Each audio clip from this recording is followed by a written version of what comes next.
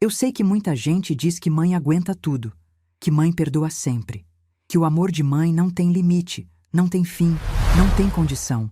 E talvez seja verdade.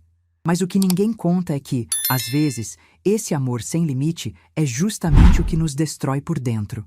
Me chamo Marlene Duarte Fonseca, tenho 68 anos, e essa história começa numa cama de hospital, às 3 da tarde de uma quarta-feira chuvosa de março, quando ouvi meu único filho dizer que eu estava inventando doença para chamar atenção, e desligar o telefone na minha cara enquanto eu ainda tentava explicar que mal conseguia respirar. Mas deixa eu voltar um pouco antes. Deixa eu contar como cheguei até aquela cama. Era uma terça-feira comum. Eu tinha acordado cedo, como sempre, tomado meu café com leite e 2 torradas, assistido um pouco do Jornal da Manhã. Precisava ir ao mercado comprar algumas coisas que estavam faltando em casa. Laranjas, principalmente. Eu gosto de fazer suco natural todo dia. Uma mania que tenho desde que o médico disse que eu precisava cuidar melhor da alimentação. Saí de casa por volta das 10 da manhã. O sol estava bonito, apesar de algumas nuvens no horizonte. Caminhei as 4 quadras até o mercado do Seu Antônio, aquele mercadinho de bairro onde todo mundo se conhece. Peguei um carrinho, fui andando pelos corredores com calma, escolhendo as coisas: tomate, cebola, alho, arroz. Nada demais. Foi quando cheguei no corredor das frutas que aconteceu. Eu estava escolhendo as laranjas, apertando uma por uma para ver se estavam boas, quando senti uma coisa estranha no peito. Não era bem uma dor. Era mais como se alguém estivesse apertando meu coração com a mão. Uma pressão que foi aumentando, aumentando, até que eu não conseguia mais puxar o ar direito. Larguei as laranjas. Tentei me apoiar na banca de frutas. Lembro de ver as cores girando na minha frente. O vermelho das maçãs, o amarelo das bananas, o verde dos limões. Tudo misturado num borrão estranho. Ouvi alguém gritar meu nome. Depois, só escuridão. Acordei dentro de uma ambulância, com um paramédico segurando minha mão e falando alguma coisa que eu não conseguia entender direito. Tinha fios grudados no meu peito, uma máscara no meu rosto, um barulho de sirene que parecia vir de muito longe. Tentei perguntar o que estava acontecendo, mas minha voz não saía. O paramédico disse para eu ficar calma, que estava tudo sob controle, que eles estavam me levando para o hospital. Fechei os olhos e rezei. Rezei como não rezava há anos. No hospital, fui levada direto para uma sala de emergência. Fizeram exames, colocaram mais fios em mim, me deram remédios na veia. Eu ficava olhando para aquelas luzes brancas no teto, para aqueles rostos desconhecidos de médicos e enfermeiras e me perguntando se era assim que as coisas iam terminar. Sozinha, num corredor de hospital, sem ninguém da minha família por perto. Depois de algumas horas, me transferiram para um quarto. Um médico jovem, de jaleco branco e óculos redondos, veio conversar comigo. Ele se sentou na cadeira ao lado da cama, pegou minhas mãos nas dele e falou com uma calma que me assustou mais do que qualquer grito. Ele disse que meu coração estava comprometido. Uma condição séria, que vinha se desenvolvendo há tempo, provavelmente, mas que agora tinha dado sinais claros. Explicou que eu precisaria de acompanhamento rigoroso, remédios controlados, exames frequentes, talvez um procedimento, dependendo de como as coisas evoluíssem. E, principalmente, ele fez questão de enfatizar isso. Eu precisaria de alguém por perto. Não podia ficar sozinha, pelo menos não nas próximas semanas. Quando ele saiu, eu fiquei olhando para o teto branco do quarto. Alguém por perto. Parecia tão simples quando ele disse. Mas para mim, naquela cama, aquelas palavras pesavam como chumbo. Eu moro sozinha há quase 17 anos. Desde que Renato se casou e foi morar na casa que eu comprei para ele. Tenho vizinhos simpáticos, uma amiga de infância que mora em outra cidade, mas ninguém que possa simplesmente largar tudo para ficar do meu lado. Ninguém além do meu filho. Peguei o celular com as mãos tremendo. Procurei o nome dele na lista de contatos. Renato, meu único filho. O menino que eu criei sozinha desde os 8 anos de idade. Deixa eu te contar sobre Renato. Ele nasceu numa madrugada de junho, depois de 16 horas de trabalho de parto. Eu tinha 26 anos e achava que sabia o que era amor. Mas quando colocaram aquele bebê nos meus braços, pela primeira vez na vida, eu entendi que tudo o que eu tinha sentido antes era só um ensaio. Ali, naquele momento, olhando para aquele rostinho enrugado e vermelho, eu soube que faria qualquer coisa por ele. Qualquer coisa. E fiz. Quando o pai dele foi embora, Renato tinha 8 anos. Foi numa quinta-feira, eu lembro bem. Eduardo chegou do trabalho, sentou na mesa da cozinha e disse que tinha encontrado a felicidade nos braços de outra mulher. Uma mulher de São Paulo, que ele tinha conhecido numa viagem de negócios. Disse que estava de malas prontas, que o advogado entraria em contato comigo sobre a separação e que ele sentia muito. Renato estava no quarto dele, fazendo lição de casa. Eu pedi para Eduardo pelo menos se despedir do filho, explicar alguma coisa. Ele disse que não tinha coragem. Pegou as malas e foi embora. Nunca mais voltou. Naquela noite, deitei na cama do Renato e fiquei abraçada com ele até ele dormir. Ele chorou tanto que o travesseiro ficou ensopado. Perguntou se era culpa dele, se tinha feito alguma coisa errada. Eu disse que não, que às vezes as pessoas vão embora por motivos que a gente não entende, mas que eu nunca ia abandonar ele. Nunca. E eu cumpri essa promessa. Por 34 anos, eu cumpri. Trabalhei em 3 empregos diferentes para sustentar a casa. De manhã, era auxiliar administrativa numa firma de contabilidade. À tarde, dava aulas particulares de português e matemática para crianças do bairro. E de noite, quando Renato já estava dormindo, eu costurava. Pegava encomendas de uma loja de roupas e ficava até as 2, 3 da manhã, fazendo bainhas, ajustes, consertos. Tudo para que meu filho não sentisse falta de nada. Quando Renato passou no vestibular de engenharia, eu chorei de alegria por uma semana inteira. Mas a faculdade era particular e eu não tinha como pagar. Foi quando tomei a decisão mais difícil da minha vida. Vendi minha aliança de casamento.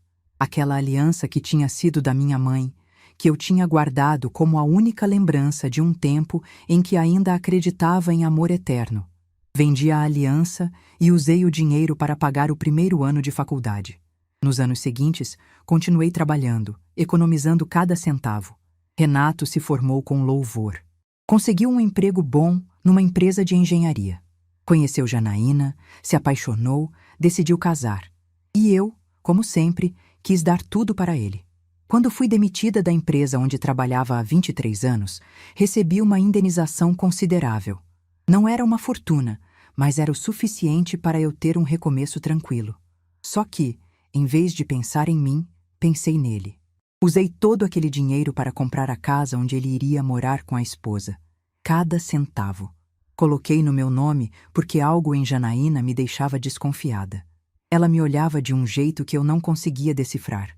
Mas Renato estava feliz. Então eu engoli minhas dúvidas e segui em frente. Foram 17 anos desde aquele casamento. 17 anos em que eu vi meu filho se transformar em alguém que eu mal reconhecia. No começo, ele ligava toda semana. Depois, passou a ligar a cada 15 dias. Depois, uma vez por mês. Nos últimos anos, as ligações só vinham quando ele precisava de alguma coisa. Dinheiro emprestado, fiador para um carro novo, alguém para buscar as crianças na escola quando ele e Janaína não podiam. Eu sempre disse sim. Sempre. Mas naquela cama de hospital, com a máscara de oxigênio no rosto e o monitor cardíaco apitando ao meu lado, eu percebi que talvez tivesse chegado a hora de ouvir um não. Disquei o número dele. Chamou 3 vezes antes de atender. A voz de Renato estava impaciente desde o primeiro alô. Eu conseguia ouvir barulho de fundo, vozes, movimento. Ele parecia estar em algum lugar movimentado. Tentei falar devagar, para não me atrapalhar. Disse que estava no hospital, que tinha passado mal no mercado, que os médicos tinham descoberto um problema no meu coração. Mal consegui terminar a frase. Ouvi a voz de Janaína ao fundo, perguntando quem era. Ele tampou o telefone, mas não o suficiente. Escutei claramente quando disse: "É minha mãe", de novo com drama. Aquelas palavras me acertaram como um soco no peito. De novo com drama. Como se eu ligasse toda hora inventando problemas. Como se eu fosse uma velha chata que não tinha mais o que fazer da vida. Renato voltou ao telefone. O tom dele era aquele que eu conhecia bem. Aquele tom de quem está fazendo um favor enorme em atender. Ele disse que não podia ir até o hospital agora. que estava organizando a viagem de aniversário de Janaína. Que eles iam para Gramado na semana seguinte, que já estava tudo pago, que eu sabia como era. Perguntou se eu não podia esperar, se não era nada que um remedinho não resolvesse. Tentei explicar que era sério, que o médico tinha falado em procedimento, que eu estava sozinha e com medo. Foi quando ele disse: "Mãe, a senhora está inventando doença para chamar atenção. Toda vez é isso. Quando não é uma coisa, é outra. A senhora quer que a gente cancele a viagem? É isso?" Fiquei muda. As palavras travaram na minha garganta. "Olha, qualquer coisa me manda mensagem, mas agora não dá." E desligou. Fiquei ali, segurando o celular contra o peito, sentindo as lágrimas escorrerem para dentro da máscara de oxigênio. O monitor cardíaco começou a apitar mais rápido e uma enfermeira entrou correndo no quarto. Ela viu meu estado, segurou minha mão, perguntou o que tinha acontecido, se eu queria que ela ligasse para alguém da família. Eu disse que não tinha mais ninguém. E naquele momento, deitada naquela cama, sozinha, com o barulho da chuva batendo na janela e o som dos aparelhos marcando meus batimentos, eu senti algo que nunca tinha sentido antes. Não era tristeza. Tristeza eu conhecia bem. Tinha sentido quando meu marido foi embora, quando minha mãe faleceu, quando percebi que estava envelhecendo sozinha. Era outra coisa. Era como se algo dentro de mim estivesse finalmente acordando.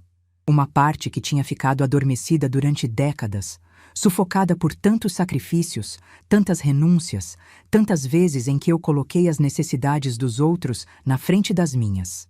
Olhei para o teto branco daquele quarto de hospital. Ouvi a chuva lá fora, sentindo cada gota como se estivesse lavando alguma coisa antiga dentro de mim. E tomei uma decisão. Se meu filho achava que eu estava inventando doença para chamar atenção, então eu ia parar de chamar. Ia parar de implorar por migalhas de afeto. Ia parar de ser a mãe que sempre dizia sim, que sempre perdoava, que sempre deixava tudo passar. Pela primeira vez em 42 anos, eu ia cuidar de mim. A enfermeira voltou com um calmante e ficou do meu lado até eu adormecer. Antes de fechar os olhos, pedi uma coisa a ela. Pedi que, na manhã seguinte, ela descobrisse se existia algum cartório que fizesse atendimento em hospital. Ela me olhou com estranheza, mas anotou o pedido. Fechei os olhos e, pela primeira vez em muito tempo, dormi sem sonhar. Mas antes de adormecer completamente, uma última imagem passou pela minha cabeça. Era Renato, pequeno, de pijama azul, chorando no meu colo depois que o pai foi embora. E eu, prometendo que nunca ia abandonar ele. Nunca. Eu cumpri minha promessa durante 34 anos. Ele quebrou a dele em 1 minuto e 43 segundos. Naquela noite, enquanto a chuva continuava caindo lá fora e os aparelhos monitoravam meu coração cansado, uma nova Marlene começou a nascer. Uma Marlene que eu não conhecia, que tinha ficado escondida durante décadas debaixo de tantas camadas de sacrifício e abnegação. E essa Marlene, eu descobriria em breve, tinha muito mais força do que qualquer um, inclusive eu mesma, jamais imaginou. Porque os sonhos, eu descobriria nos dias seguintes, estavam apenas começando. E alguns desses sonhos iam se transformar em decisões. Decisões que mudariam tudo, para sempre. Na manhã seguinte, acordei com o sol entrando pela janela do quarto de hospital. Por um momento, esqueci onde estava. Achei que estava em casa, na minha cama, e que tudo tinha sido um pesadelo. Mas então senti os fios no peito, a agulha no braço, o cheiro de desinfetante no ar. E lembrei da ligação. Lembrei das palavras do Renato. Lembrei da enfermeira me olhando com pena enquanto eu chorava sozinha naquela cama. Mas também lembrei de outra coisa. Do pedido que eu tinha feito antes de dormir. O cartório. A enfermeira do turno da manhã era diferente da que tinha cuidado de mim na noite anterior. Se chamava Dona Célia, uma senhora de cabelos grisalhos e sorriso gentil que me lembrava minha mãe. Ela entrou no quarto, empurrando um carrinho com café da manhã, e me olhou com aquele jeito que só mulheres da nossa idade conseguem ter. Um jeito de quem entende sem precisar de explicação. Ela disse que a colega do turno da noite tinha deixado um recado. Que tinha pesquisado sobre cartórios que faziam atendimento hospitalar e que sim, existia esse serviço. Custava um pouco mais caro, mas era possível. Perguntou se eu queria o telefone. Eu disse que sim. Dona Célia me olhou por um momento, como se estivesse avaliando alguma coisa. Depois perguntou, com a voz baixa, se eu tinha certeza do que estava fazendo. Disse que já tinha visto muitas coisas naquele hospital, muitas famílias se destruindo por causa de herança, de testamento, de dinheiro. Perguntou se eu não queria pensar mais um pouco, esperar ficar melhor, conversar com alguém. Olhei nos olhos dela e disse que eu tinha pensado a vida inteira. Que tinha passado 42 anos pensando nos outros, colocando as necessidades dos outros na frente das minhas, sacrificando meus sonhos para realizar os sonhos de quem eu amava. E que agora, naquela cama de hospital, sozinha, eu finalmente tinha entendido uma coisa que deveria ter entendido há muito tempo. Ela ficou em silêncio, esperando. Eu disse que meu filho achava que eu estava inventando doença para chamar a atenção. Que tinha desligado o telefone na minha cara para ir organizar uma viagem de luxo com a esposa. Que eu tinha criado ele sozinha, vendido minha aliança de casamento para pagar a faculdade dele, comprado a casa onde ele morava com o dinheiro da minha indenização. E que, em troca de tudo isso, tinha recebido desprezo. Dona Célia não disse nada. Apenas pegou minha mão e apertou. Depois me deu o número do cartório e saiu do quarto. Fiquei ali, olhando para aquele papel com o telefone anotado. Era um número comum, 10 dígitos, nada de especial. Mas para mim, naquele momento, aquele papel representava muito mais do que uma ligação. Representava uma escolha que eu estava prestes a fazer pela primeira vez na vida. Liguei para o cartório às 9 da manhã. Expliquei minha situação, disse que estava internada e que precisava fazer alterações no meu testamento. A atendente foi muito profissional. Disse que o serviço de atendimento hospitalar estava disponível, que custava uma taxa adicional e que eu precisaria de 2 testemunhas presentes no momento da assinatura. Marquei para o dia seguinte, às 2 da tarde. Depois de desligar, fiquei pensando nas testemunhas. Eu não conhecia ninguém naquele hospital além das enfermeiras. Não tinha família por perto, não tinha amigos que pudessem vir com tanta urgência. Por um momento, me senti perdida. Foi quando Dona Célia voltou ao quarto. Ela disse que tinha ouvido minha conversa com o cartório sem querer, que a porta estava aberta. Pediu desculpas pela intromissão, mas disse que, se eu precisasse de testemunhas, ela e uma colega poderiam ajudar. Disse que não era a primeira vez que fazia isso, que infelizmente muitos idosos chegavam naquele hospital sozinhos e precisavam resolver assuntos urgentes sem ter ninguém por perto. Eu agradeci de coração. Pela primeira vez em dias, senti que não estava completamente sozinha. Naquela noite, não consegui dormir direito. Ficava pensando no testamento antigo, naquele que eu tinha feito há 10 anos. Lembrava de cada cláusula, de cada palavra que eu tinha escolhido com tanto cuidado. Na época, parecia tão certo deixar tudo para Renato. Ele era meu único filho, meu único herdeiro, a única família que eu tinha. Quem mais receberia o que eu deixasse para trás? Mas agora, deitada naquela cama, eu via as coisas de forma diferente. Eu tinha 3 bens principais. O primeiro era a casa onde Renato morava com Janaína e as crianças. Uma casa de 3 quartos, num bairro bom, que eu tinha comprado com toda a minha indenização. A escritura estava no meu nome, sempre esteve. Renato sabia disso, mas com o tempo foi agindo como se a casa fosse dele. Reformou sem me pedir opinião, trocou os móveis, fez mudanças estruturais. Janaína uma vez disse na minha frente que quando a casa fosse deles oficialmente, iam derrubar a parede da cozinha para fazer um conceito aberto. Eu não disse nada na hora. Engoli, como sempre engoli. O segundo bem era meu apartamento no centro. Um apartamento pequeno, de 2 quartos, que eu tinha comprado há 15 anos como investimento. Ficou alugado durante muito tempo, e o dinheiro do aluguel me ajudava a complementar a aposentadoria. O inquilino tinha saído 2 meses antes, e eu ainda não tinha alugado de novo. Na época, achei que era um problema. Agora, via como uma bênção. O terceiro bem eram minhas economias. Não era muito, mas era o suficiente. Dinheiro que eu tinha juntado ao longo dos anos, guardando um pouco de cada salário, de cada aluguel, de cada trabalho extra. Tinha também alguns investimentos que um gerente do banco tinha me convencido a fazer e que tinham rendido razoavelmente bem. No testamento antigo, tudo ia para Renato. A casa, o apartamento, as economias, os investimentos. Tudo. Eu achava que era o certo, que era o que uma mãe deveria fazer. Deixar tudo para o filho, para que ele pudesse ter uma vida melhor, para que ele nunca passasse necessidade. Mas naquela noite, eu me fiz uma pergunta que nunca tinha me feito antes. E se eu morresse amanhã? E se meu coração, cansado de tanto bater sozinho, simplesmente parasse? O que aconteceria? Renato herdaria tudo. A casa onde já morava, o apartamento, o dinheiro. Ele e Janaína ficariam confortáveis, seguros, sem preocupações financeiras. E eu? Eu seria apenas uma lembrança incômoda, uma velha que inventava doença para chamar atenção. E que finalmente tinha parado de incomodar. Aquela ideia me revoltou de um jeito que eu não esperava. Não era sobre o dinheiro.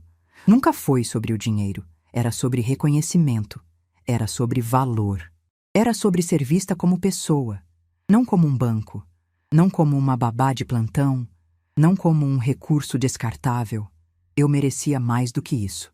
Depois de tudo que eu tinha feito, depois de todos os sacrifícios, depois de todas as noites sem dormir, das mãos calejadas de tanto costurar, dos sonhos engolidos para que o sonho do meu filho pudesse existir, eu merecia mais do que ser tratada como um estorvo. E foi nesse momento que eu decidi exatamente o que iria fazer. No dia seguinte, às 2 da tarde em ponto, o tabelião chegou. Era um senhor alto, de cabelos brancos e terno escuro, que carregava uma pasta de couro e um notebook. As 2 testemunhas, Dona Célia e uma colega dela, chamada Sandra, já estavam no quarto, sentadas nas cadeiras ao lado da cama. O tabelião se apresentou, explicou o procedimento, perguntou se eu estava em plenas condições mentais para fazer aquele ato. Eu disse que sim, que nunca tinha estado tão lúcida na vida. Ele sorriu discretamente e abriu o notebook. Começamos pelo básico. Meu nome completo, meus documentos, minha situação civil. Viúva, eu disse, embora tecnicamente fosse divorciada. Eduardo nos abandonou quando Renato tinha apenas 8 anos. Faz mais de 3 décadas. Na época, ele simplesmente foi embora e nunca formalizou nada. A separação oficial só saiu anos depois, quando eu mesma corri atrás da papelada. Mas na minha cabeça, eu sempre fui viúva de um casamento que tinha acabado naquela quinta-feira, quando ele pegou as malas e disse que tinha encontrado a felicidade nos braços de outra mulher. Depois, o tabelião perguntou sobre os bens. Eu listei tudo: a casa, o apartamento, as economias, os investimentos. Ele anotou cada item com cuidado, pedindo documentos, verificando valores. E então veio a pergunta que importava. E para quem a senhora deseja deixar esses bens? Respirei fundo. Olhei para Dona Célia, que me deu um aceno discreto de encorajamento. Olhei para a janela, onde o sol da tarde entrava suavemente. E então comecei a falar. A casa, eu disse, deveria ser destinada a uma instituição que cuidava de idosos em situação de abandono. Eu tinha pesquisado no celular durante a noite. Tinha encontrado uma organização séria, com boa reputação, que ajudava pessoas como eu. Pessoas que tinham dado tudo pela família e tinham sido descartadas quando não eram mais úteis. A casa seria vendida e o dinheiro usado para ajudar essas pessoas. Era irônico, eu sei, mas me parecia justo. O tabelião anotou sem expressar nenhuma emoção, profissional até o fim. O apartamento, eu continuei, deveria ser dividido igualmente entre meus 2 netos, Pedro, de 14 anos, e Isabela, de 11. Mas com uma condição importante: eles só teriam acesso ao bem quando completassem 25 anos. Até lá, o apartamento ficaria sob a administração de um advogado de confiança, alugado, gerando renda que seria guardada para eles. Os pais, Renato e Janaína, não poderiam tocar em 1 centavo sequer. O tabelião levantou os olhos do notebook. Perguntou se eu tinha certeza dessa cláusula, explicou que poderia gerar conflitos familiares. Eu disse que era exatamente o que eu queria, que meus netos eram inocentes nessa história toda, que eles mereciam ter algo meu, mas que eu não confiava nos pais deles para administrar esse patrimônio. As economias, eu disse, seguiriam a mesma lógica. Divididas entre Pedro e Isabela, com acesso aos 25 anos, sob administração profissional. O tabelião anotou tudo. Depois perguntou sobre Renato. E para seu filho? O que a senhora deseja deixar? Eu fiz uma pausa. Aquela era a parte mais difícil. A parte que eu tinha ensaiado na minha cabeça a noite inteira. Para meu filho, eu disse com a voz firme, eu deixo uma carta. O tabelião me olhou por cima dos óculos. Apenas uma carta? Apenas uma carta. Que eu vou escrever e anexar a esse testamento. Uma carta explicando por que tomei essas decisões. Uma carta que eu espero que ele leia com atenção. Dona Célia soltou um suspiro baixo. Sandra olhava para o chão. O tabelião apenas assentiu e continuou digitando. Levamos quase 2 horas para finalizar todos os detalhes. Quando terminamos, ele imprimiu o documento, leu em voz alta cada cláusula, perguntou mais uma vez se eu tinha certeza de tudo. Eu disse que sim. Assinei. As testemunhas assinaram. O tabelião carimbou, guardou uma cópia, me entregou outra. Quando ele saiu, fiquei olhando para aquele papel nas minhas mãos. Um documento simples, algumas páginas, algumas assinaturas. Mas aquele papel representava algo muito maior. Representava a primeira vez na minha vida que eu tinha colocado minha dignidade em primeiro lugar. Dona Célia se aproximou da cama. Perguntou se eu estava bem, se precisava de alguma coisa. Eu disse que não, que estava ótima. E era verdade. Ela hesitou por um momento, como se quisesse dizer algo. Depois falou com a voz baixa. Dona Marlene, eu sei que não é da minha conta, mas a senhora fez a coisa certa. Eu vejo tanta coisa aqui nesse hospital, tantos filhos que abandonam os pais, tantos idosos que ficam sozinhos esperando uma visita que nunca vem. A senhora pelo menos teve coragem de reagir. A maioria não tem. Agradeci com um aceno de cabeça, porque as palavras tinham sumido. Naquela noite, pela primeira vez desde que tinha chegado ao hospital, eu dormi em paz. Não porque meus problemas tinham acabado, eles estavam apenas começando, mas porque eu finalmente tinha feito algo por mim. Enquanto eu fechava os olhos, em algum lugar de Gramado, Renato e Janaína provavelmente estavam brindando numa vinícola, tirando fotos para as redes sociais. Uma vida que, em grande parte, eu tinha financiado com meu suor e meus sonhos engolidos. Eles não faziam ideia do que eu tinha acabado de assinar. Não faziam ideia de que, em 3 meses, um envelope chegaria pelo correio.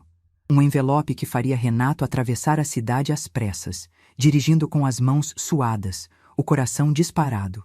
Não faziam ideia de que ele apareceria na porta do meu apartamento num sábado de manhã, segurando aquele papel com as mãos tremendo, o rosto pálido, os olhos arregalados, a voz falhando quando perguntasse: Mãe, o que é isso? Mas isso eu só descobriria depois. Naquela noite, eu apenas dormi, pela primeira vez em anos, com a consciência leve.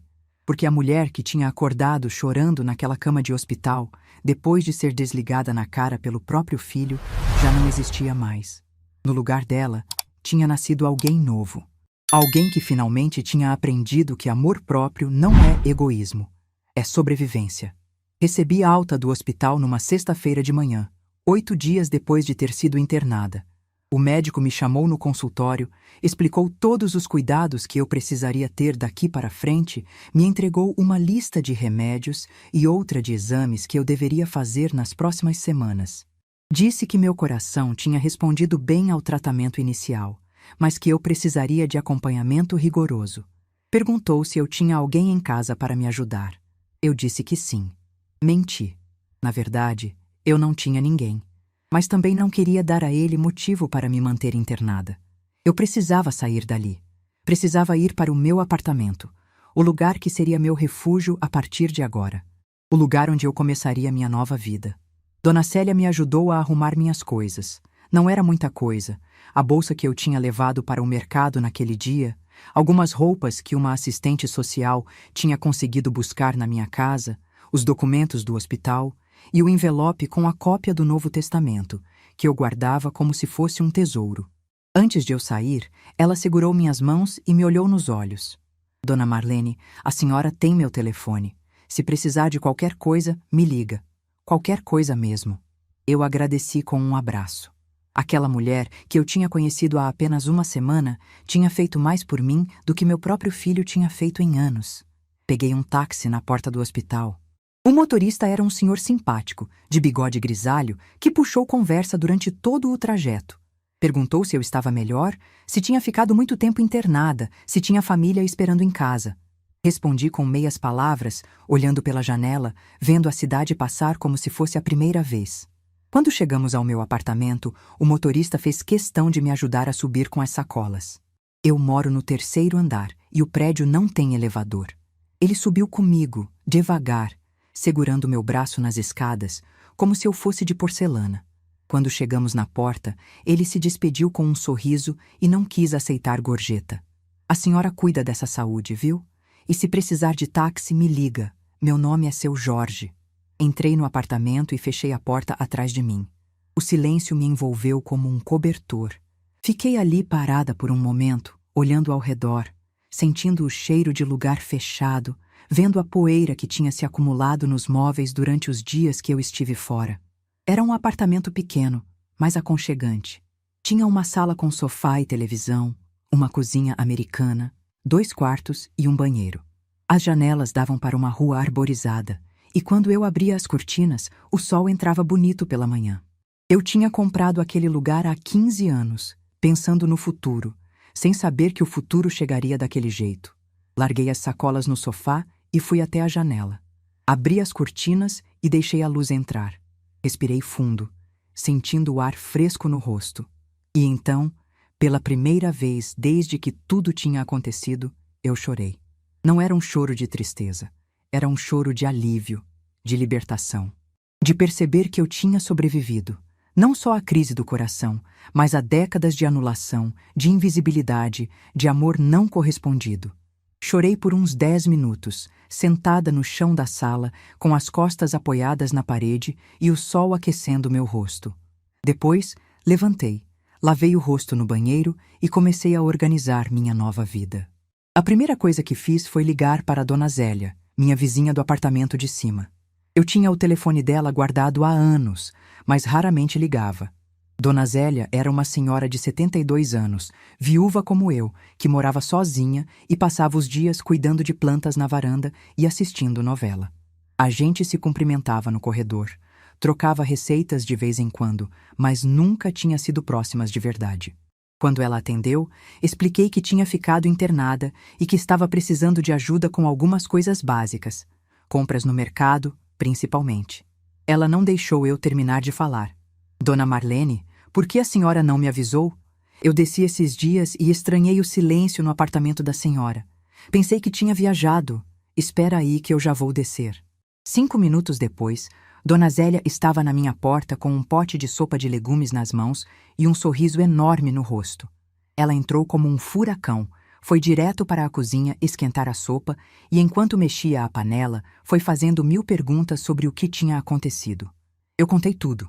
Desde o desmaio no mercado até a ligação para Renato, desde as palavras cruéis dele até a decisão de mudar o testamento. Dona Zélia ouvia em silêncio, os olhos arregalados, a colher de pau parada no ar.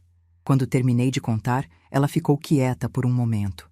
Depois disse com a voz firme: Dona Marlene, a senhora fez muito bem mesmo. Eu conheço esse tipo de filho. Meu próprio irmão era assim com a nossa mãe. Sugou tudo dela enquanto ela estava viva e depois brigou pela herança no velório. A senhora está certíssima em se proteger. Aquelas palavras me deram uma força que eu não esperava. Não era só Dona Célia no hospital que entendia minha situação. Era também Dona Zélia, ali do meu lado, validando minhas decisões. Talvez eu não estivesse tão sozinha quanto pensava. Nos dias seguintes, fui me adaptando à nova rotina. Acordava cedo, tomava meus remédios, fazia um café da manhã leve. Dona Zélia aparecia quase todo dia, às vezes para trazer comida, às vezes só para conversar. Ela me ajudou a fazer as compras da semana, a organizar os armários, a criar uma rotina que fizesse sentido para minha nova realidade. Uma semana depois da alta, liguei para Teresa, minha amiga de infância que morava em Ribeirão Preto. A gente se conhecia desde os 7 anos de idade, tinha estudado na mesma escola, tinha sido madrinha uma da outra nos casamentos. Teresa era a pessoa que mais me conhecia no mundo, e eu precisava ouvir a voz dela. Quando atendeu e ouviu minha voz, ela já percebeu que tinha alguma coisa errada. Marlene, o que aconteceu? Sua voz está diferente. Contei tudo de novo. A internação, a ligação, As palavras do Renato, o testamento. Teresa ficou em silêncio durante toda a história, e eu conseguia ouvir a respiração dela do outro lado da linha, cada vez mais pesada. Quando terminei, ela disse apenas: "Eu vou aí." Tentei dizer que não precisava, que eu estava bem, que ela não precisava se preocupar. Mas Teresa era teimosa como uma mula, e 2 dias depois estava tocando a campainha do meu apartamento com uma mala na mão e lágrimas nos olhos. Ela ficou comigo por uma semana inteira. Uma semana em que a gente conversou sobre tudo, desde a infância até o presente. Ela me contou sobre os problemas dela, sobre os filhos que também não ligavam tanto quanto deveriam, sobre a solidão de envelhecer num mundo que parece ter esquecido que velhos também são gente. Numa noite, sentadas na varanda com uma garrafa de vinho entre nós, Teresa me perguntou: "Marlene, você se arrepende de ter mudado o testamento?" Eu pensei por um momento antes de responder. Não, não me arrependo. Mas também não sinto alegria. Sinto só paz. Sinto que finalmente fiz alguma coisa por mim pela primeira vez na vida. E isso, Teresa, não tem preço. Ela assentiu em silêncio, encheu minha taça de vinho e brindamos ao recomeço. Enquanto tudo isso acontecia na minha vida, Renato e Janaína estavam em Gramado. Eu sabia porque via as fotos nas redes sociais. Não tenho Instagram, mas Dona Zélia tem, e ela me mostrou. Fotos dos dois em vinícolas, em restaurantes chiques, em passeios de Maria Fumaça. Janaína postava tudo com legendas cheias de hashtags sobre gratidão, sobre amor, sobre família abençoada. Família abençoada. Eu olhei para aquelas fotos e não senti raiva. Senti apenas um vazio, uma distância, como se estivesse olhando para estranhos. Aquele homem sorrindo ao lado da esposa, segurando uma taça de vinho tinto, não parecia o mesmo menino que eu tinha embalado para dormir durante tantas noites. O mesmo menino que chorava no meu colo, pedindo para o pai voltar. Em algum momento do caminho, eu tinha perdido meu filho. Ou talvez ele nunca tivesse sido realmente meu. Talvez eu tivesse passado a vida inteira amando uma ideia, uma esperança, uma projeção do que eu queria que ele fosse. E agora, aos 68 anos, eu finalmente estava enxergando a realidade. 2 semanas depois da minha alta, recebi uma mensagem de Janaína no celular. "Oi, dona Marlene, tudo bem? A gente voltou de viagem ontem. Foi maravilhoso. Queria saber se a senhora pode ficar com Pedro e Isabela no sábado. A gente tem um casamento em Campinas e volta só no domingo. As crianças adoram ficar com a vovó. Beijos." Li aquela mensagem 3 vezes. Depois, 4. Depois, perdi a conta. Não tinha nenhuma pergunta sobre minha saúde, nenhuma menção à internação, nenhum pedido de desculpas, nenhuma preocupação. Apenas o pedido de sempre: cuide das crianças, para a gente. Durante toda a viagem, nenhum dos dois tinha me ligado. Nenhum dos dois tinha mandado mensagem perguntando se eu estava viva.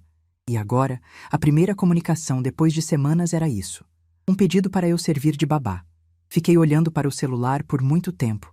Meus dedos tremiam, mas não era de fraqueza. Era de algo diferente. Algo que eu não tinha sentido em muito tempo. Era indignação. Finalmente, depois de respirar fundo várias vezes, eu respondi. 3 palavras apenas. Não vai dar. Não dei explicação. Não pedi desculpas. Não inventei desculpa. Apenas não vai dar. A resposta de Janaína veio em segundos. Ué, por quê? Aconteceu alguma coisa? Eu poderia ter explicado. Poderia ter dito que tinha ficado internada por 8 dias, que quase tinha partido por causa de uma crise no coração, que o filho dela tinha desligado o telefone na minha cara enquanto eu estava sozinha numa cama de hospital. Poderia ter jogado tudo na cara dela, ter feito um escândalo, ter exigido um pedido de desculpas. Mas não fiz nada disso. Apenas respondi: não estou em condições.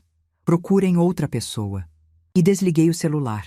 Naquela noite, deitada na minha cama, olhando para o teto do meu apartamento, eu senti algo que não sentia há décadas: liberdade.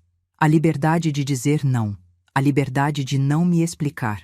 A liberdade de não me desculpar por colocar minhas necessidades em primeiro lugar.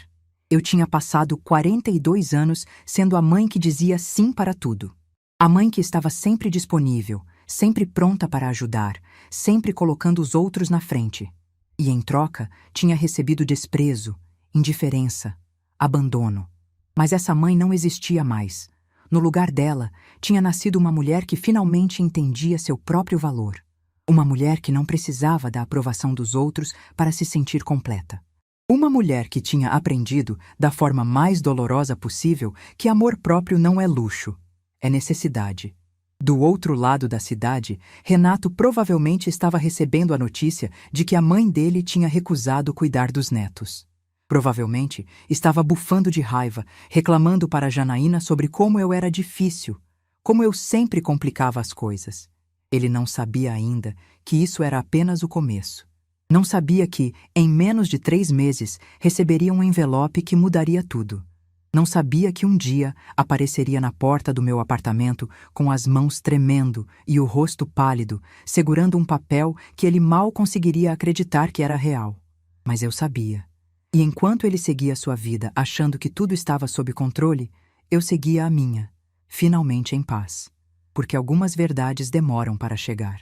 Mas quando chegam, chegam com força.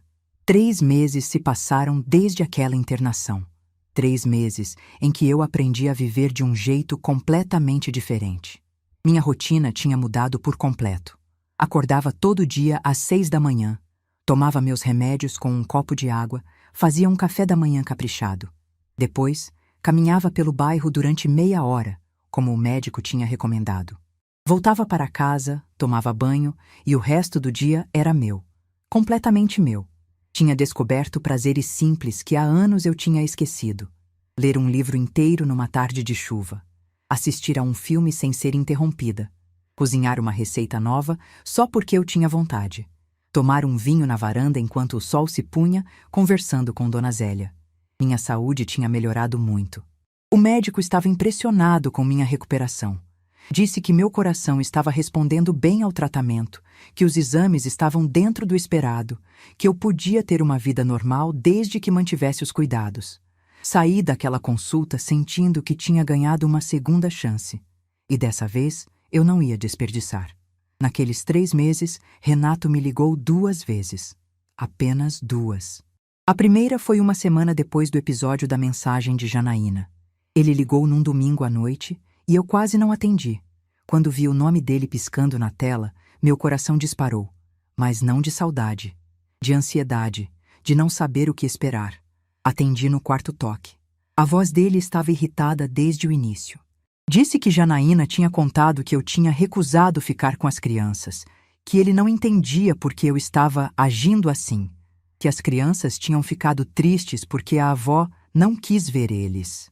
Eu ouvi tudo em silêncio. Quando ele terminou de falar, eu disse apenas: Renato, eu fiquei internada por 8 dias. Você sabia disso? Silêncio do outro lado da linha. Eu te liguei do hospital, lembra? Você disse que eu estava inventando doença para chamar atenção e desligou na minha cara. Mais silêncio. Então não, eu não vou ficar com as crianças. Não agora. Não enquanto eu ainda estiver me recuperando de uma crise que quase me levou embora. Uma crise que você achou que era drama. Ele tentou se justificar. Disse que não sabia que era sério, que eu sempre reclamava de alguma coisa que ele achou que era exagero. Mas eu não quis ouvir. Disse que precisava descansar e desliguei. A segunda ligação veio 1 mês depois. Dessa vez, o tom era diferente. Mais suave, quase gentil. Renato disse que queria me visitar, que as crianças estavam com saudade, que ele queria resolver as coisas entre nós. Eu disse que ele podia vir quando quisesse, mas que não esperasse que as coisas voltassem a ser como antes, que eu tinha mudado, que algumas decisões já tinham sido tomadas e não tinham volta. Ele perguntou que decisões eram essas. Eu disse que ele saberia na hora certa. Renato nunca veio me visitar. Enquanto isso, eu ia reconstruindo minha vida aos poucos. Tinha feito amizade com outras mulheres do prédio, participava de um grupo de caminhada no parque toda terça e quinta, tinha me inscrito num curso de pintura para a terceira idade no centro comunitário. Numa dessas aulas, conheci Dona Aparecida, uma senhora de 70 anos com uma história parecida com a minha. Filhos que só apareciam quando precisavam de alguma coisa. Netos que ela mal via, uma vida inteira dedicada a pessoas que não reconheciam seu valor. A gente se identificou imediatamente. Numa tarde, tomando café depois da aula, ela me perguntou: Dona Marlene, a senhora já pensou em escrever? Colocar tudo isso no papel, às vezes, ajuda a botar para fora o que a gente carrega. Aquela pergunta ficou na minha cabeça por dias. Eu ainda precisava escrever a carta para Renato. Aquela carta que seria anexada ao testamento que ele só receberia quando eu partisse. A carta que diria tudo que eu nunca tive coragem de dizer em voz alta. Numa noite de quinta-feira, sentei na mesa da cozinha com um caderno e uma caneta. O prédio estava em silêncio, e eu tinha apenas a luz do abajur me fazendo companhia. Comecei a escrever. Renato, meu filho, se você está lendo esta carta, é porque eu já parti. E antes de ir embora deste mundo, eu precisava que você soubesse de algumas coisas que eu nunca consegui dizer enquanto estava viva. As palavras foram saindo como uma represa que finalmente se rompe. Escrevi sobre a noite em que o pai dele foi embora e eu prometi que nunca ia abandoná-lo. Sobre os 3 empregos. Sobre a aliança da minha mãe que eu vendi para pagar a faculdade dele. Sobre a casa que eu comprei com todo o dinheiro da minha indenização. Escrevi sobre as ligações que foram ficando cada vez mais raras. Sobre as visitas que só aconteciam quando ele precisava de alguma coisa. Sobre a sensação de ser invisível, de existir apenas quando era conveniente. E escrevi sobre aquele dia no hospital. Sobre a ligação que durou 1 minuto e 43 segundos. Sobre as palavras que ele disse. A senhora está inventando doença para chamar atenção. E sobre como aquela frase tinha mudado tudo. Eu não estou fazendo isso por vingança, meu filho. Estou fazendo porque finalmente entendi que eu também mereço ser cuidada. Que eu também mereço respeito. Que amor de mãe não pode ser uma via de mão única para sempre. A casa vai para uma instituição que cuida de idosos abandonados. Pessoas como eu fui naquele hospital. Pessoas que deram tudo pela família e foram esquecidas quando precisaram de ajuda. O dinheiro vai para seus filhos, meus netos, quando eles completarem 25 anos. Eles são inocentes nisso tudo e eu quero que tenham algo meu, algo que veio do meu trabalho, da minha luta. E para você, eu deixo esta carta, porque é tudo que eu tenho para te dar agora. Palavras. Verdades que eu deveria ter dito há muito tempo, mas que nunca tive coragem. Eu te amo, Renato. Sempre amei e sempre vou amar. Mas aprendi, tarde demais, que amar alguém não significa deixar essa pessoa te machucar para sempre. Espero que um dia você entenda. Sua mãe, Marlene. Quando terminei de escrever, eram 3 da manhã. Eu tinha chorado tanto que o papel estava manchado em alguns lugares. Mas era uma carta honesta, era tudo o que eu precisava dizer. Guardei a carta num envelope, escrevi o nome de Renato na frente e coloquei junto com a cópia do testamento na gaveta do criado mudo. Ali ficaria, esperando o dia em que seria entregue. O que eu não sabia era que esse dia chegaria muito antes do que eu imaginava, só que de uma forma completamente diferente. Uma semana depois de escrever a carta, numa manhã de sábado, meu telefone tocou. Era um número desconhecido. Quase não atendi, mas alguma coisa me disse para aceitar a ligação. Era o cartório. A atendente explicou que, por conta de uma atualização no registro do imóvel, a casa onde Renato morava, eles precisavam enviar uma notificação formal ao residente. Era procedimento padrão, ela disse. Nada com que eu precisasse me preocupar. Eu agradeci e desliguei.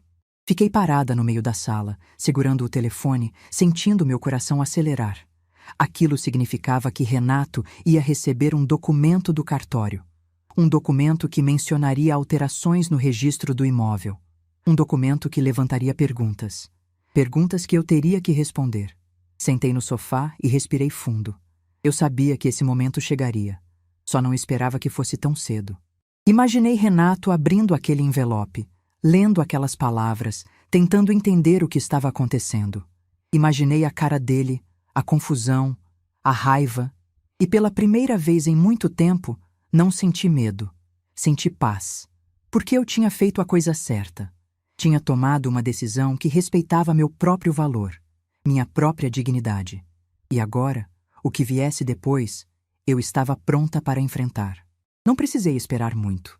No sábado seguinte, exatamente uma semana depois da ligação do cartório, às 9 da manhã, a campainha do meu apartamento tocou. Eu estava na cozinha, preparando café. O som me pegou de surpresa. Dona Zélia costumava bater na porta, não tocar a campainha. Fui até a sala, olhei pelo olho mágico e meu coração parou por um segundo. Era Renato. Ele estava parado do outro lado da porta, segurando um envelope pardo nas mãos. Mesmo através daquela lente distorcida, eu conseguia ver que algo estava errado. O rosto dele estava pálido, quase cinzento. Os ombros estavam curvados. E as mãos? As mãos tremiam tanto que o envelope chacoalhava visivelmente. Respirei fundo. Abri a porta. Renato me olhou como se estivesse vendo um fantasma. Os olhos dele estavam vermelhos, não sei se de raiva ou de choque. Atrás dele, parada no corredor, estava Janaína. Os braços cruzados, o maxilar travado, os olhos fuzilando na minha direção. Por um longo momento, ninguém disse nada. Então Renato levantou o envelope com as mãos ainda tremendo e disse com a voz falhando: "Mãe, o que é isso?" Eu olhei para o envelope. Olhei para meu filho. Olhei para Janaína, que parecia prestes a explodir. E então, com uma calma que eu mesma não sabia que tinha, eu dei um passo para o lado e disse: "Entrem. Acho que a gente precisa conversar." Eles entraram. Janaína foi direto para a sala e ficou de pé, como se sentar fosse admitir alguma coisa. Renato sentou no sofá, o envelope ainda nas mãos, os olhos fixos em mim. Eu fui até a cozinha, peguei a garrafa de café que tinha acabado de fazer, coloquei em 3 xícaras. Voltei para a sala com a bandeja, coloquei na mesa de centro e sentei na poltrona de frente para eles. Servi o café como se fosse uma visita normal. Como se não houvesse um envelope nas mãos do meu filho que ia mudar tudo. Renato não tocou na xícara. Janaína também não. Eles apenas ficaram ali, esperando, enquanto eu tomava um gole do meu café com toda a calma do mundo. Finalmente, depois do que pareceu uma eternidade, eu coloquei a xícara na mesa e olhei para meu filho. "Você quer saber o que é isso, Renato?" Ele assentiu, incapaz de falar. "É a consequência." Ele franziu a testa confuso. "Consequência de quê?" Eu olhei nos olhos dele. Aqueles olhos que eu conhecia desde o primeiro segundo de vida. Aqueles olhos que eu tinha visto chorar quando o pai foi embora. Aqueles mesmos olhos que tinham me olhado com indiferença durante anos. De você ter desligado o telefone na cara da sua mãe quando ela estava sozinha numa cama de hospital, achando que ia partir a qualquer momento. O silêncio que se seguiu foi o mais pesado da minha vida. Renato ficou paralisado. A boca dele se abriu, mas nenhum som saiu. O envelope nas mãos dele continuava tremendo, e eu vi quando uma gota de suor escorreu pela têmpora dele. Janaína foi a primeira a reagir. "Dona Marlene, isso é um absurdo. A senhora não pode fazer isso. Aquela casa... A gente mora lá há 17 anos. As crianças cresceram lá. A senhora vai tirar o teto dos seus próprios netos?" Eu olhei para ela com uma calma que me surpreendeu. "Janaína, aquela casa sempre foi minha. Eu comprei com meu dinheiro. Está no meu nome, e eu tenho o direito de decidir o que fazer com ela. Mas a gente achava que era de vocês." Eu completei a frase por ela. "Pois é, vocês achavam muita coisa. Achavam que eu ia estar disponível sempre que precisassem. Achavam que eu ia aceitar qualquer migalha de atenção. Achavam que eu ia continuar sendo a mãe invisível que nunca reclamava de nada." Fiz uma pausa. "Vocês achavam errado." Renato finalmente encontrou a voz. Ela saiu rouca, quase irreconhecível. "Mãe, eu não sabia que era tão sério. No hospital. Eu juro que não sabia." "Se você soubesse o que, Renato? Teria vindo me visitar? Teria cancelado a viagem para Gramado?" Ele baixou os olhos. "Eu vi as fotos. Vocês dois em vinícolas, em restaurantes chiques, sorrindo para as câmeras.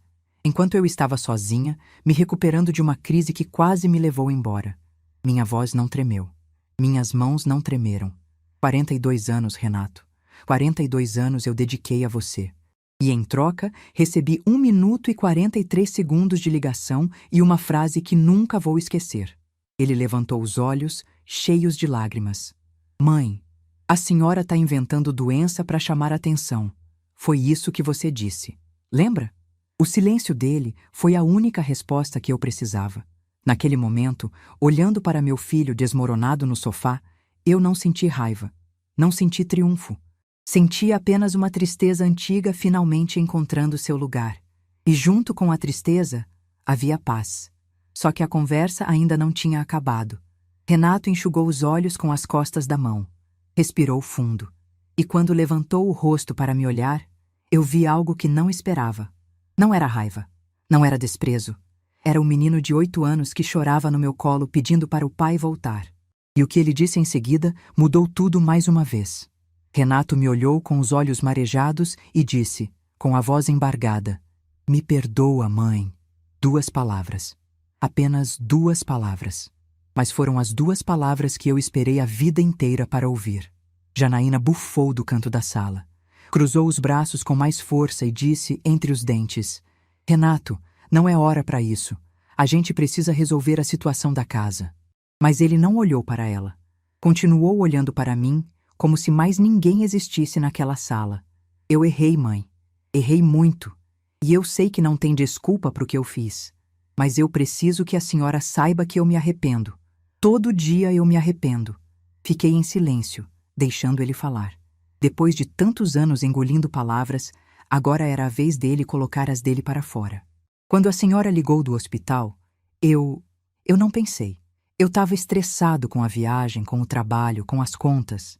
E quando vi seu nome no celular, eu só pensei: mais um problema. Eu sei que isso é horrível de admitir, mas é a verdade. Ele passou a mão pelo rosto, limpando as lágrimas que começavam a cair. Mas quando a gente voltou de Gramado e a senhora recusou ficar com as crianças, alguma coisa começou a mudar. Eu comecei a perceber que tinha alguma coisa errada. E aí eu liguei, e a senhora me contou da internação, e eu não consegui dormir direito por semanas. Janaína interrompeu de novo. "Renato, pelo amor de Deus, foca no que importa." Dessa vez, ele virou para ela. E o olhar que ele deu foi diferente de qualquer olhar que eu já tinha visto no meu filho. Era um olhar de cansaço, de decepção, de alguém que finalmente estava enxergando alguma coisa que tinha ignorado por muito tempo. "Janaína, cala a boca." Ela arregalou os olhos, chocada. Abriu a boca para responder, mas ele não deixou. "Eu passei 17 anos ouvindo você falar mal da minha mãe. 17 anos ouvindo que ela era dramática, que ela exagerava, que ela queria chamar atenção. E eu acreditei. Eu acreditei em tudo. Porque era mais fácil acreditar em você do que admitir que eu estava abandonando a mulher que deu tudo por mim." O silêncio que se seguiu foi ensurdecedor. Janaína ficou vermelha, primeiro de choque, depois de raiva. Ela pegou a bolsa que tinha deixado no sofá e disse: "Eu não vou ficar aqui ouvindo isso. Quando você resolver essa palhaçada, me liga." E saiu, batendo a porta com tanta força que os quadros da parede tremeram. Renato não foi atrás dela. Ficou sentado no sofá, olhando para as próprias mãos, respirando fundo. Eu também não disse nada. Apenas esperei. Depois de um longo momento, ele levantou os olhos e perguntou: "Mãe, a senhora me odeia?" A pergunta me pegou de surpresa. Eu pensei por alguns segundos antes de responder. "Não, Renato. Eu não te odeio. Eu nunca conseguiria te odiar. Você é meu filho. Eu te amo desde o primeiro segundo que você nasceu. E vou te amar até o último segundo da minha vida." Ele começou a chorar de verdade. Um choro de criança, de alguém que estava segurando muita coisa por tempo demais. "Mas," eu continuei, "amar alguém não significa aceitar tudo. Amar alguém não significa deixar essa pessoa te machucar para sempre. Eu aprendi isso tarde, Renato. Mas aprendi." Ele assentiu sem conseguir falar. "Eu mudei o testamento porque precisava me proteger, porque precisava mostrar, para mim mesma e para o mundo, que eu tenho valor. Que eu não sou só a mãe do Renato, a avó do Pedro e da Isabela, a mulher que está sempre disponível quando precisam. Eu sou Marlene, e Marlene merece ser respeitada." Ele enxugou os olhos e disse: "A senhora tem razão. A senhora sempre teve razão." Ficamos em silêncio por um tempo. Eu servi mais café, dessa vez ele aceitou. Bebemos juntos, sem pressa, como não fazíamos há anos. Então ele perguntou: "E agora, mãe? O que acontece agora?" Eu coloquei a xícara na mesa e olhei para ele. "Agora a gente recomeça, mas de um jeito diferente. Eu não vou mais ser a mãe que diz sim para tudo. E você não vai mais ser o filho que só aparece quando precisa de alguma coisa. Se a gente for ter uma relação, vai ser uma relação de verdade, com respeito, com presença, com cuidado, dos 2 lados." Ele concordou com a cabeça. "E a casa?" ele perguntou, hesitante. A casa continua no testamento como está. Quando eu partir, ela vai para a instituição, mas enquanto eu estiver viva, vocês podem continuar morando lá. Não vou expulsar meus netos do único lar que eles conhecem. Vi o alívio passar pelo rosto dele, mas também vi que ele entendeu. Não era uma vitória. Era uma concessão. E concessões têm condições. Mas, Renato, se as coisas voltarem a ser como eram antes, se você voltar a me tratar como invisível, a me ignorar, a só me procurar quando precisar de babá ou de dinheiro, aí eu mudo de ideia. E dessa vez não vai ter conversa. Ele engoliu seco e disse: Eu entendo, mãe. Eu entendo. Renato foi embora naquele dia por volta do meio-dia. Antes de sair, ele me deu um abraço. Um abraço de verdade, apertado, demorado. Como não me dava desde que era adolescente.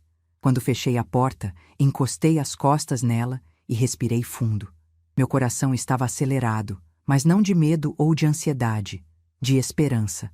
Uma esperança cautelosa, é verdade. Mas ainda assim, esperança. Os meses seguintes foram de reconstrução. Renato e Janaína entraram em crise. Uma crise que, segundo ele, já existia há anos, mas que tinha ficado escondida debaixo de aparências e contas compartilhadas. Ela não aceitou o que ele disse naquele dia no meu apartamento. Não aceitou ser confrontada. E, principalmente, não aceitou perder o controle que tinha sobre ele. Nas semanas seguintes, Renato me contou coisas que eu nunca soube. Contou que Janaína sempre fez questão de manter distância entre nós dois, que era ela quem dizia que eu ligava demais, que eu queria atenção demais, que eu era grudenta. Contou que muitas vezes ele quis me visitar, me ligar, me incluir mais na vida da família, mas ela sempre arrumava uma desculpa, um compromisso, um motivo para não acontecer. Eu ouvi tudo sem interromper. Não senti raiva de Janaína. Senti pena. Pena de uma mulher tão insegura que precisava afastar o marido da própria mãe para se sentir no controle. Mas também senti uma tristeza profunda por todos os anos perdidos, por todas as conversas que não tivemos, por todos os abraços que ficaram guardados. 3 meses depois do confronto na minha sala, eles se separaram. Não foi um processo fácil. Houve brigas, advogados, disputas sobre quem ficaria com o quê. Janaína queria a casa, a minha casa, como parte do acordo. Quando descobriu que legalmente ela não tinha direito a nada porque o imóvel estava no meu nome, ficou furiosa. Disse para todo mundo que eu era uma velha manipuladora que tinha destruído a família do próprio filho. Eu deixei ela falar. Palavras de quem está com raiva não me machucam mais. Pedro e Isabela ficaram com o pai. Janaína conseguiu um apartamento alugado do outro lado da cidade e passou a ver as crianças a cada 15 dias. No começo, eles ficaram confusos, tristes, sem entender direito o que estava acontecendo. Mas crianças são mais fortes do que a gente imagina. Isabela me perguntou uma vez, com aquela sinceridade que só criança tem: Vovó, foi por sua causa que o papai e a mamãe se separaram? Eu me abaixei, olhei nos olhos dela e disse a verdade. Não, meu amor.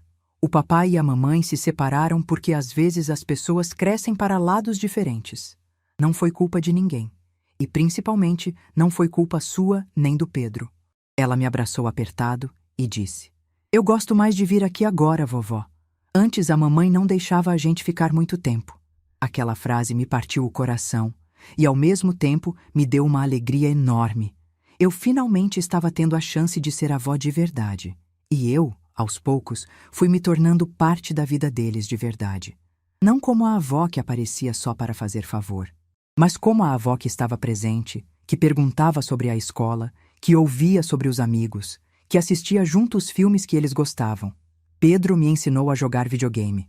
Isabela me mostrou as danças que ela aprendia na internet. Coisas simples, mas que significavam o mundo para mim. Renato passou a me visitar toda semana. Às vezes trazia as crianças, às vezes vinha sozinho. A gente conversava sobre tudo, sobre o trabalho dele, sobre minha saúde, sobre o passado, sobre o futuro. Conversas que a gente deveria ter tido há anos, mas que nunca aconteceram porque sempre tinha alguma coisa mais urgente, mais importante. Num desses domingos, enquanto tomávamos café na minha varanda, ele me perguntou: Mãe, Aquela carta que a senhora mencionou no testamento? A senhora ainda vai me dar só quando partir? Eu olhei para ele e sorri. Eu ia, mas acho que você já ouviu tudo que estava escrito nela. Não precisa mais esperar. Ele segurou minha mão e disse: Obrigado, mãe, por não desistir de mim. Eu apertei a mão dele de volta. Eu nunca desisti de você, Renato. Eu só desisti de ser invisível. 1 ano se passou desde aquele dia no hospital. 1 ano desde a ligação que mudou tudo. Desde as palavras que me partiram ao meio e ao mesmo tempo me libertaram. Hoje, aos 69 anos, eu posso dizer que finalmente encontrei paz. Não é uma paz perfeita. Ainda tenho dias difíceis. Dias em que a solidão aperta. Dias em que lembro de tudo que passei e sinto uma tristeza antiga voltar. Mas são dias, não a vida inteira. E isso faz toda a diferença. Continuo morando no meu apartamento, o lugar que se tornou meu refúgio e meu recomeço. Dona Zélia continua sendo minha amiga, minha vizinha, minha companheira de conversas na varanda. Teresa me visita 2 vezes por ano, e a gente mata a saudade como se o tempo não tivesse passado. Continuo fazendo meu tratamento, cuidando do meu coração, o de carne e o de sentimento. O médico diz que estou muito bem para na minha idade. Eu digo que estou muito bem para qualquer idade. E o testamento? Continua do mesmo jeito. A casa vai para a instituição quando eu partir. O dinheiro vai para meus netos quando completarem 25 anos. E Renato vai receber a carta. Mas agora, uma carta diferente. Uma carta que fala não só das dores do passado, mas também das alegrias do presente. Uma carta que termina com esperança, em vez de mágoa. Porque no fim das contas, essa história não é sobre vingança. Nunca foi. É sobre uma mulher que passou a vida inteira cuidando dos outros e esqueceu de cuidar de si mesma. Uma mulher que aceitou migalhas achando que era amor. Uma mulher que precisou ouvir a pior frase da sua vida para finalmente acordar. É sobre descobrir, aos 68 anos, que nunca é tarde para se valorizar. Que nunca é tarde para exigir respeito. Que nunca é tarde para dizer não. É sobre entender que amor próprio não é egoísmo. É sobrevivência. Às vezes, quando estou sozinha na varanda, olhando o sol se pôr, eu penso naquela mulher deitada na cama do hospital, chorando sozinha depois de ser desligada na cara pelo próprio filho. Eu penso em como ela estava assustada, perdida, achando que não valia nada. E eu quero dizer para ela: você vale. Você sempre valeu. Você só precisava acreditar nisso. Aquela frase: a senhora está inventando doença para chamar atenção, ainda mora na minha memória. Mas ela não me define mais. Ela me lembra de onde eu vim e me mostra o quanto eu andei. Eu passei 42 anos sendo a mãe do Renato. Agora, finalmente, eu sou a Marlene. E essa Marlene, eu posso garantir, nunca mais vai se deixar apagar. Se essa história tocou seu coração, deixe seu like, se inscreva no canal e comente aqui embaixo. No meu lugar, o que você faria? Sua mensagem pode iluminar o dia de alguém.